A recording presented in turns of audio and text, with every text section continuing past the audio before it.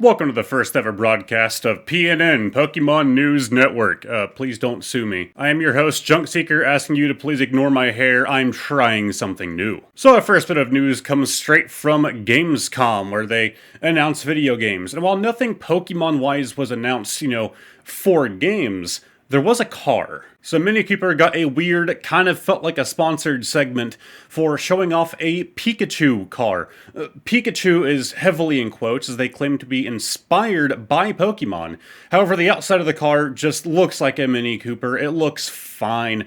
And the inside, the only thing that we really saw Pokemon-wise is that you have a Pikachu on your dashboard. So I suppose I can just put a Pikachu sticker on my dashboard and say that my car was also inspired by Pokemon. Now, they mentioned that you could hook up a game console to the car. I'm assuming it uses the dash as a screen. They didn't give us any more info than that. Now, apparently the car also has a projector. I'm guessing it comes out of the front of the car, so you can pull up next to your favorite sleazy bar and play a movie from your car onto the side of their decaying brick building. Don't really know why you would want to do it. It's kind of like an old drive-in thing.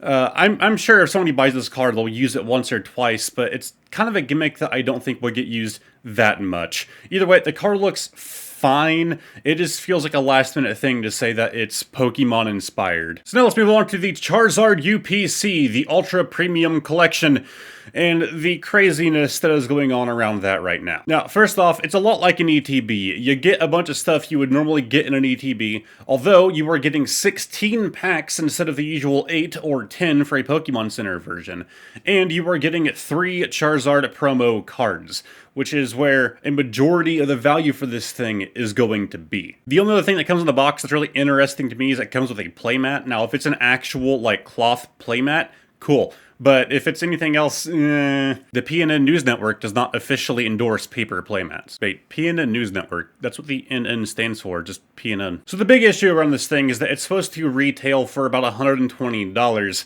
But according to TCG Player, its current sales value is $275, far above that MSRP. So there are a lot of theories on how to buy this thing. Should you wait? Shouldn't you?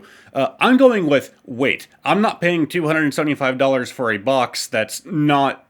It's way too much money. You could buy a Steam Deck for an extra $125. But if you really want it, which I kind of do, waiting might be the best option if you don't want to go broke for it or spend countless hours trying to hunt it down online for a somewhat reasonable price. There are some theories out there that it is going to be produced much higher volumes than Celebration's UPC was, so theoretically, once it's actually out in people's hands, even with all these scalpers and these bots, getting your hands on it would still be a lot easier because theoretically the production volume is going to be much higher. And why wouldn't it be? It's Charizard. The Pokemon Company knows what they're doing. They know that we, as a community, love the Charizard boy, and that anything they produce with him is going to sell like crazy. So make a bunch of them so they can make a bunch of money. So have you gotten your pre-orders in for Lost Origin yet? That's right, Lost Origin releases on the 9th of September.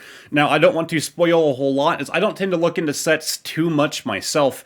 So for this, we're just going to be going over the official info for the set. Now, of course, pre-orders are already open for this thing. They've been open for a while, and if you've been waiting to pre-order, let this video be your notice, unless I get this out after the 9th, that you should probably go ahead and get it in now before they all sell out, if they haven't already. Now, we did have 6 V-Star Pokemon confirmed for this set. Now, the Pokemon Company themselves only actually mentioned 5 of them, so we don't know who the 6th is supposed to be.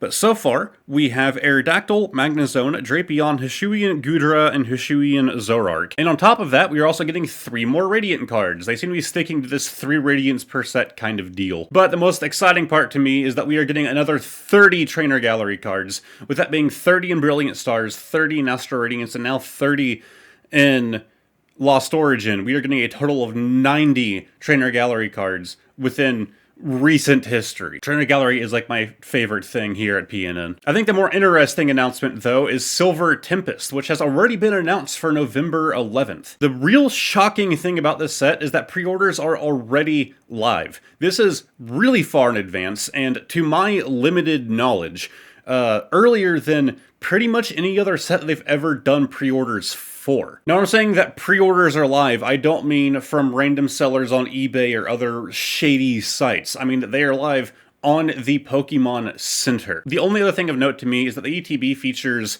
is it Galarian Vulpix, or is that Aeolin? I think it's Aeolin Vulpix. I'm bad with some of my regional forms.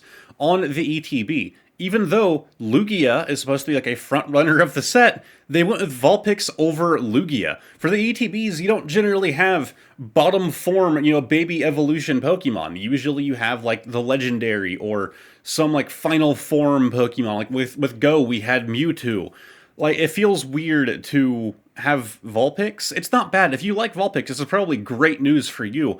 I like the original Vulpix more, though, personally, and so I think I'd prefer the Lugia ETB. So a little bit of a spoiler and a little bit of a trend that I noticed in this. So we had some leaked info on the next set after this, coming out with Scarlet and Violet. We don't know what the set will actually be called, but I'm assuming it's going to be called Scarlet and Violet. And it looks like V might be going away, as we have some leaked cards of EX Pokemon, including the 2 new legendaries being featured as new EX cards. Now, doing a little bit of research, EX first debuted back in 2003 and ran until 2007. So your original run of EX was 4 years. We had 4 years straight of EX. And with this new one going to be obviously releasing in 2023, makes me wonder if we're going to get EX until 2027, which honestly would make me very happy. I would like 4 years of EXs. 4 more years. 4 more years. That's what people mean when they chant that at rallies, right? Our next bit of news comes straight from PokeBeach, where we now have a rumor that we will finally be getting a new Kadabra card. If you know the whole story, a magician known as Uri Geller sued the Pokemon Company ages ago for Kadabra. Basically, Kadabra was legitimately based off of him, and he took issue with that like an absolute moron, and sued them basically to the rights for, I think it was like merchandising, so they couldn't produce cards of Kadabra along with some other products. As a result, if you're using Alakazam in the TCG, you don't have to evolve. It just goes straight to Alakazam. You don't even need the Abra. And we haven't had a Kadabra card in a very long time. Well, back in 2020, Uri Geller actually went out to the Pokemon Company and said, hey, I regret my decision, you can make a new Kadabra card. Now at the time he seemed kind of hot-headed about it and it made me kind of hate the guy more, but then recently we learned through PokeBeach that he genuinely regrets the decision to have sued the Pokemon Company over this, and apparently they have been in talks. He even showed a letter that he received from somebody at the Pokemon Company. So now there's rumors that we will be seeing a new Kadabra card, but we already have info out of Japan that there's a Radiant Alakazam that doesn't evolve from a Kadabra. So if they're bringing it back, it's probably going to be with the Scarlet and Violet release. And for our last bit of news, we have a fun little giveaway inside of Sword and Shield. If you did not already know, there was a Dracovish given away not too long ago, apparently. I missed out on that. But on an episode of the anime, they actually announced another giveaway code for SWSH Dragonite. Now, this giveaway is supposed to end on September 8th, the day before Lost Origin is released, ironically enough. Although some articles were saying it ends on September 1st. Whichever one it is, make sure you use the code and get your Dragonite before the 1st in case that ends up being correct, but most people are saying the 8th. So if you would like to receive your Dragonite, I'll have the code somewhere on the screen, but it is a level 80 Dragonite. It has the Jolly, what is it called? Personality, whatever the hell it's called. It comes with a classic ribbon for those of you who actually care about ribbons. It is female and it knows the attacks. I put Drain Claw on my little teleprompter. I think it was supposed to say Dragon Claw. Correction somewhere on screen. Draco Meteor, Hurricane, and Dragon Dance. Now, this is in celebration of Ash finally beating, all of the gym leaders in the Elite Four somewhere. I don't know where. I haven't watched the show since I was a child.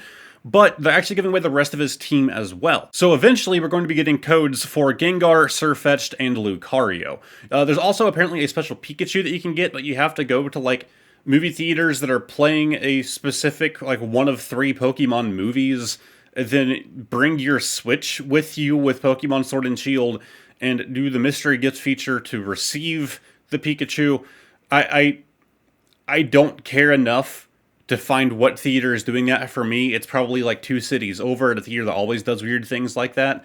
And to bring my Switch with me, I just don't feel like getting mugged inside of a city full of people that like to mug people. And in our last bit of news, a YouTuber recently decided to start a new news series, and he really hopes that you like it. If you do, subscribe, hit the like button, and especially hit the like button if you want to see more of it, whatever it is. I'm just reading off of the prompter. And yes, all of the weird pauses and the uhs, that was all planned. That was all planned. It was all on the prompter. My writer told me to pause and look awkward at points.